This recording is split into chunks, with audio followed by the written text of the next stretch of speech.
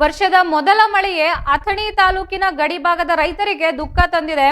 ಗಾಳಿ ಮತ್ತು ಆಲಿಕಲ್ಲು ಸಹಿತ ಸುರಿದ ಮಳೆಯಿಂದಾಗಿ ದ್ರಾಕ್ಷಿ ಹಾಗೂ ಕಬ್ಬು ಬೆಳೆಗಳು ವ್ಯಾಪಕವಾಗಿ ಹಾನಿಗೊಳಗಾಗಿವೆ. ಬೆಳ್ಳಿಗೆರೆ, ಗುಂಡೇವಾಡಿ, ಅಡಹಳ್ಳಿ ಮತ್ತು ಕೋಹಳ್ಳಿ ಗ್ರಾಮಗಳ ಹೊರವಲಯದಲ್ಲಿ ಈ ದುರ್ಘಟನೆ ಸಂಭವಿಸಿದ್ದು ರೈತರು ಕಂಗಾಲಾಗಿದ್ದಾರೆ. ಕಟಾವಿಗೆ ಸಿದ್ಧವಾಗಿದ್ದ ದ್ರಾಕ್ಷಿ ತೋಟಗಳು ಮಳೆಗೆ ನೆಲಸಮವಾಗಿದ್ದು ನೂರಾರು ಎಕರೆ ಪ್ರದೇಶದಲ್ಲಿನ ಬೆಳೆ ಸಂಪೂರ್ಣವಾಗಿ ನಾಶವಾಗಿದೆ. ಆಲಿಕಲ್ಲು ಮಳೆಯಿಂದಾಗಿ ದ್ರಾಕ್ಷಿ ಕಾಯಿಗಳು ಉದುರಿ ಗೊಂಚಲುಗಳು ನೆಲಕ್ಕೆ ಉರುಳಿವೆ. ಇದು ರೈತರಿಗೆ ತೀವ್ರ ಆರ್ಥಿಕ ನಷ್ಟವನ್ನು ಉಂಟು ಮಾಡಿದೆ.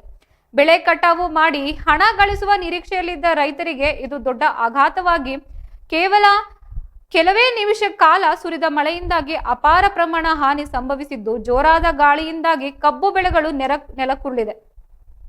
ರೈತರು ತೀವ್ರ ಸಂಕಷ್ಟಕ್ಕೆ ಸಿಲುಕಿದ್ದಾರೆ. 1 ವರ್ಷದ ಪರಿಶ್ರಮ ನೀರಿನಲ್ಲಿ ಹೋಯಿತು ಎಂದು ರೈತರು ತಮ್ಮ ನೋವನ್ನು ತೋಡಿಕೊಂಡಿದ್ದಾರೆ.